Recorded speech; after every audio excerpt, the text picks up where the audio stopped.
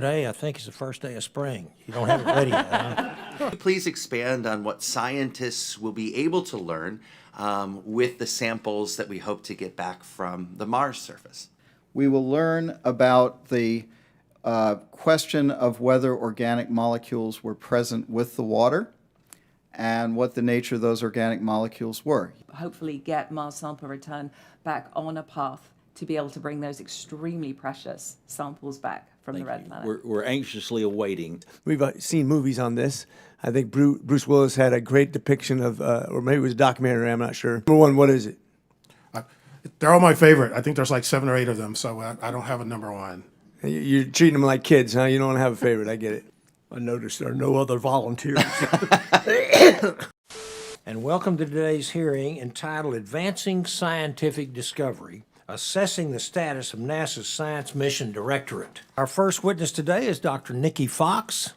Dr. Fox serves as the Associate Administrator for NASA's Science Mission Directorate, where she oversees the Directorate's portfolio of over 100 individual missions.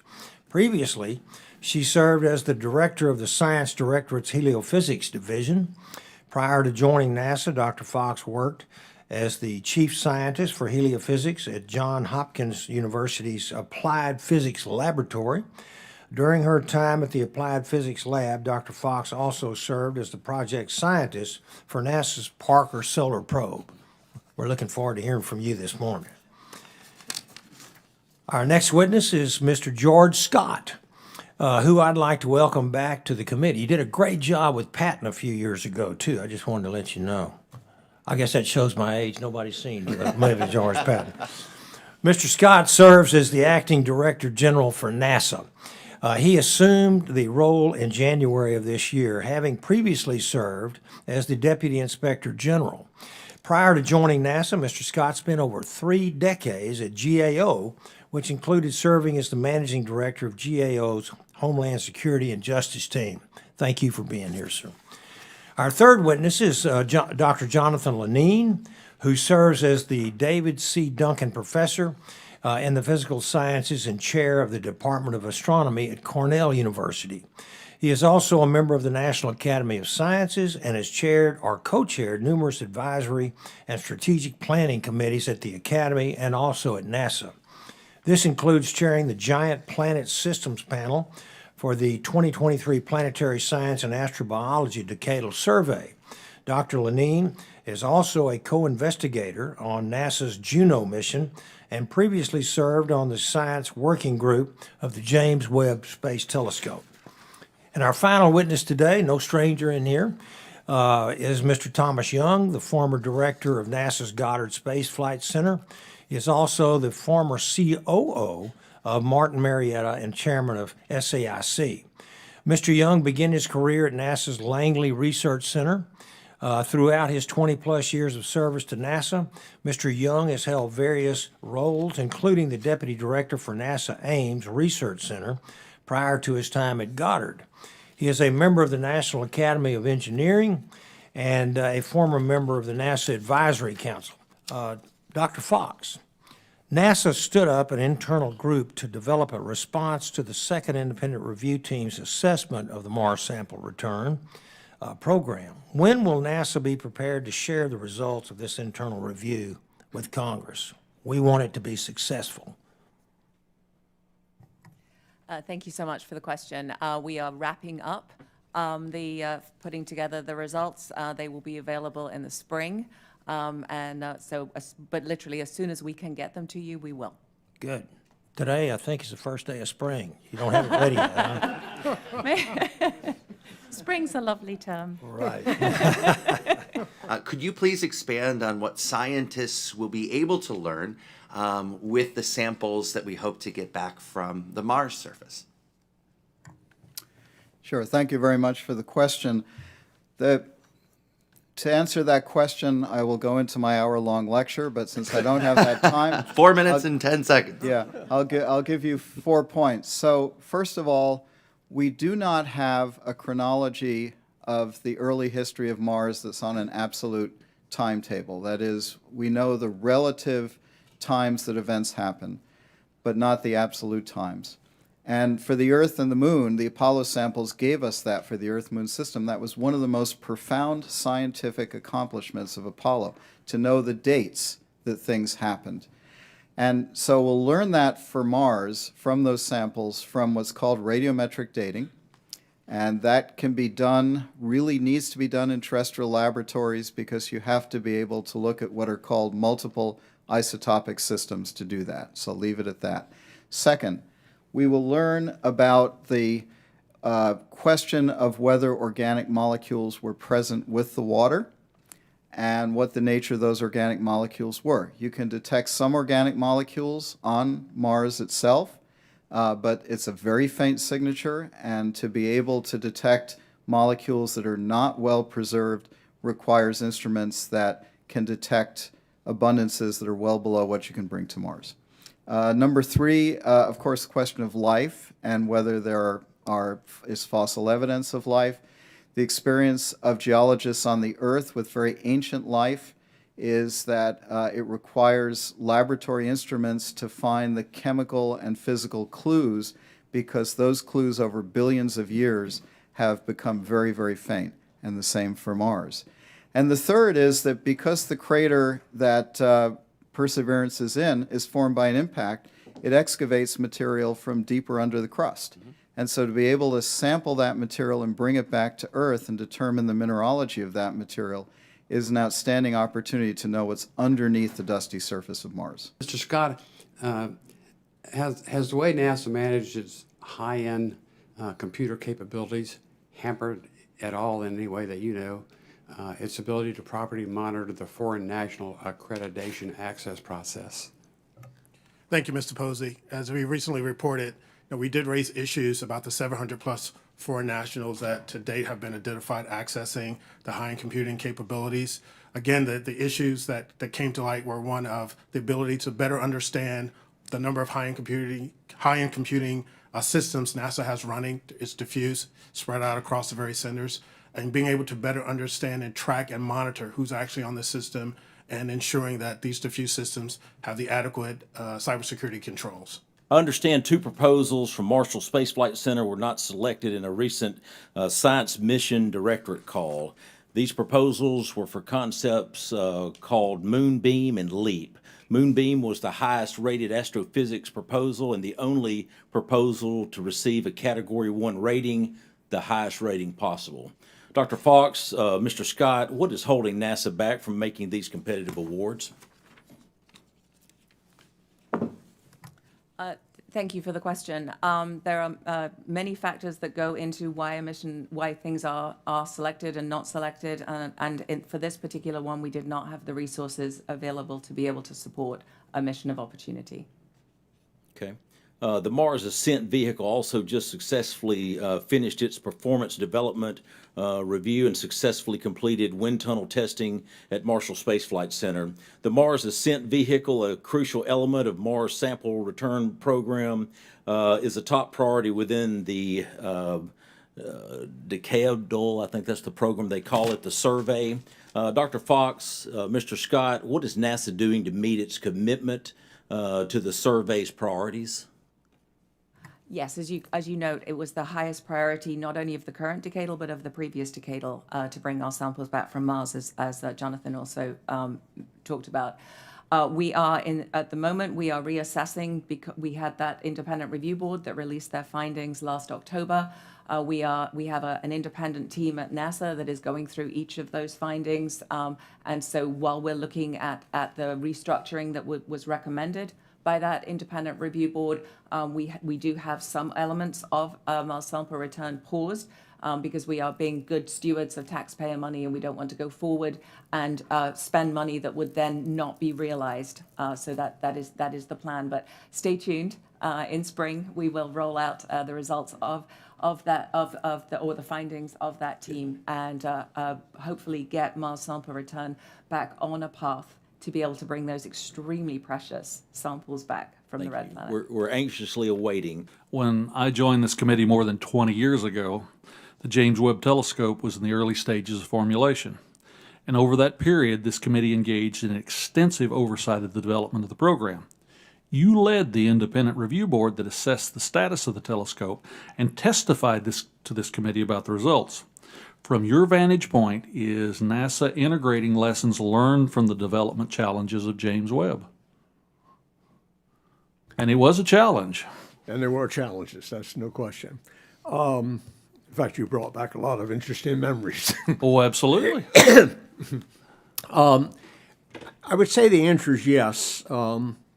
NASA has put together, and somebody can remind me the name of it, but a group of people that really went about and talked to a lot of people. I was one that spent some time with the group and trying to put together lessons learned. And so, yeah, I think there is an effort, to do that. I think the other thing, though, if I could hitchhike on your question, that I need to really emphasize, and you would appreciate this, these missions, these flagship missions that we're talking about that are pushing the boundaries of capability, they are never going to be easy. And they're never going to be free of challenges and difficulties. And I think that we've, the results of James Webb, in my view, maybe doesn't justify all of the issues that you had an opportunity to have a front row seat to, but they really did show that the perseverance of trying to get all of the issues under control, particularly those that were technical issues, many of which we found in the IRB that I chaired, came together and really have a system that got that launched that had 300 and some single point failures, any one of which would have been mission catastrophic, and for all of them to have worked is a credit to NASA and to the engineering capability of the project. So I'm bouncing around your item. I'd say, yeah, we are learning from it, but I do want to point out that these missions are never going to be easy and free of some of the challenges that exist. We should just get as many of them out of the way as we can in the process. And I will remember, Mr. Young, that point in one of the hearings, the discussion that the complexity of the instrument, the complications of the launch, and the fact that we would put it out where we could never go put a pair of sunglasses on it, perhaps the way we'd done Hubble, was very unnerving. Mr. Scott, your testimony highlights that an issue for many NASA missions is the culture of optimism that results in unrealistic cost and schedule assumptions. Our committee encourages NASA to pursue bold missions, but how can we encourage NASA to establish a more realistic cost and schedule projections for the agency's science missions? Thank you, Chairman Lucas. A can-do spirit is helpful and necessary for the things NASA does. That's without question. What we're asking the agency to do, though, is continuing to make critical assessments, particularly of these large flagship missions in terms of cost, schedule, and requirements.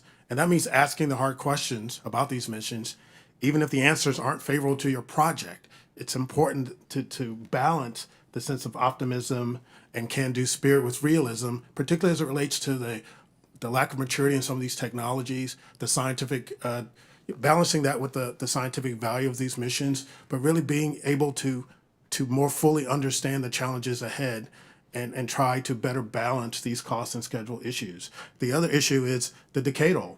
I'm sort of somewhat sympathetic to NASA. The decadal survey puts out estimates of some of these projects, but those are early estimates. Those are immature estimates. And yet those become the yardstick by which eventually we start to judge NASA. So I think it's also making sure we better understand what those decadal estimates mean, and then holding the agency more accountable as it fully matures and develops these additional estimates. I would be remiss if I did not mention that the Science Mission Directorate seems to be plagued by the same issues as many of NASA's other departments, which constant deadline extensions, flawed cost estimating processes, and poor financial management at times. I hope that today's conversation can lead us to identify key issues and find ways to mitigate these resource constraints. I'm excited about NASA's successful test of the Double Asteroid Redirection Test, which is DART for most of us others. That program demonstrates the method for deconflicting an asteroid through kinetic impact and the implication it could have as a key to our goal for planetary defense, which I think is kind of cool. We've seen movies on this. I think Bruce Willis had a great depiction of, or maybe it was a documentary, I'm not sure, of how we mitigate that risk in the future, because it is a real concern. I mean, we don't know when it's going to be, but we might as well have that capability in the future. Dr. Fox, now that we have successfully demonstrated the DART program, what's the next for this program, and will we create multiple DARTs on standby for possible near-Earth objects? What a fabulous question. The next thing in the planetary defense is the NEO Surveyor, which of course will be critical in characterizing and cataloging anything that could need us to have a sort of DART Part 2, if you like. We don't have plans at the moment to have DART in sort of little darts in storage. We don't have the resources in the planetary defense. We are, however, sort of, I think, probably recycling maybe is the good way, sustaining, but we are reusing the OSIRIS-REx spacecraft. So after that gave us those precious samples from Bennu, it dropped the capsule and then did a nice maneuver, and eventually we'll actually rendezvous with Apophis, which is a small asteroid that will come fairly close to the planet, not too close, but fairly close.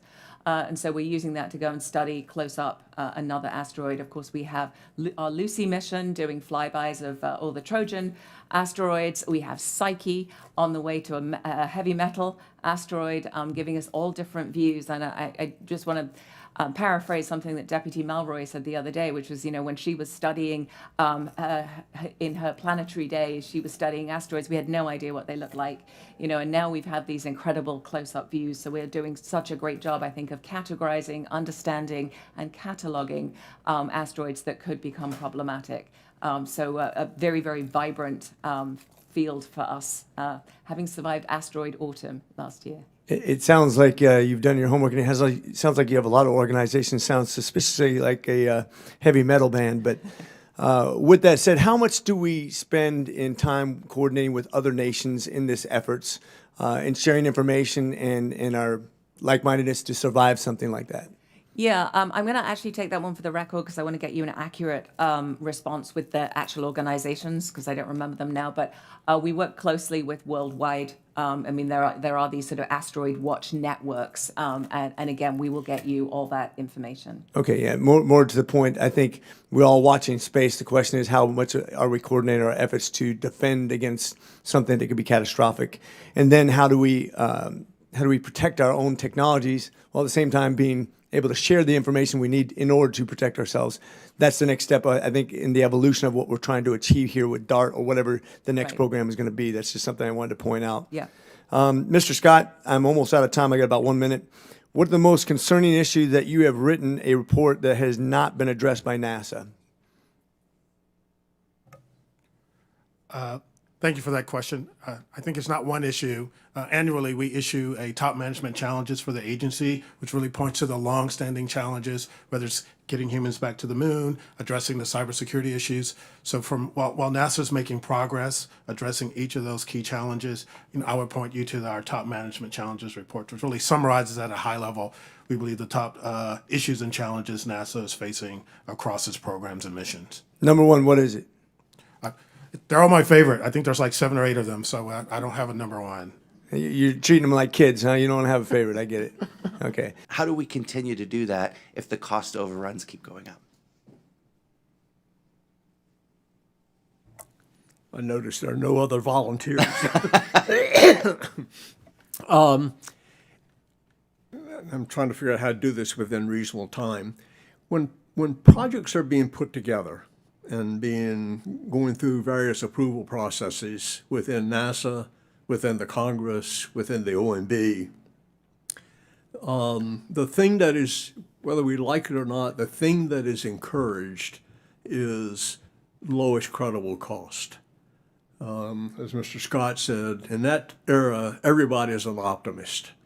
And the difference between there's a lot of data that would support this, between a lowest credible cost on a statistical basis, I would say is like a 20-80. A most probable cost is like an 80-20. those numbers are at least a factor of 2 difference. So what I'm really getting around to is that there's got to be some offsetting role that everybody can't be in the camp of lowest credible cost, because we're going to end up with ridiculous numbers, as it's turned out, like $3 billion. Now, in a corporation where you're kind of betting the corporation, what do? Okay, if I go back to my previous life, what we did was we had project people who developed cost, and they were optimists, and we knew they were optimists, and we wanted them to be optimists to lead the kind of projects we were talking about, but we did not want to bet the company on their numbers. So we had independent cost estimating capability, people whose job it was to develop the most probable estimate. So my argument would be, in the front end of projects, we need to recognize that many of the numbers we're getting are lowest credible cost, and we need to have an independent capability to work on the objective of being, I'll call it junkyard dogs, people who are really looking at what this is really going to cost. And then the decision makers have got to recognize that these programs are difficult, and and it's going to take most probable cost. So then we can make judgments against the more validity in the cost. So I believe we have capabilities to estimate cost. I think much of the sample return problem is not overruns in performance; it's overruns in estimating. And that we had, that's why I used the terms lowest credible versus most probable. And I look back at what we were doing with respect to space and what it meant for us to get a computer in our hands that is this size and this weight. What is the value of the investment that we made back then? And we can't calculate what that is here today. And that's what I worry here in Congress, as we're struggling to meet the needs of what it means to be bold in space. And so I hope that we are able to do the right thing and fund the right parts. Does the senior review process assess how continued operations of a mission would impact NASA's budget? And how does NASA weigh whether extension of an existing mission is worth potentially diverting funds from a future mission? Mr. Young. Yeah, I'm not the person really to Okay. comment on the. Then I bet it's Dr. Yeah. Fox. Yeah, happy to talk about that. We really value the senior review process, because if we do have to make tough decisions, it does give us that ranking. Of course, nobody ever wants their mission turned off, and why would you? I wouldn't want mine turned off. But it is challenging because when we talk about the balanced portfolio across the Science Mission Directorate, we really do mean in terms of our legacy missions with the new exciting missions. I do want to sort of highlight how the Earth Science Division has recently used their senior review. They got a recommendation to maintain all of their operating missions. They did not have the resources to do it. So what they actually did was give a very challenging budget scenario to each of those operating missions, and boy, did they deliver. So they are cutting those.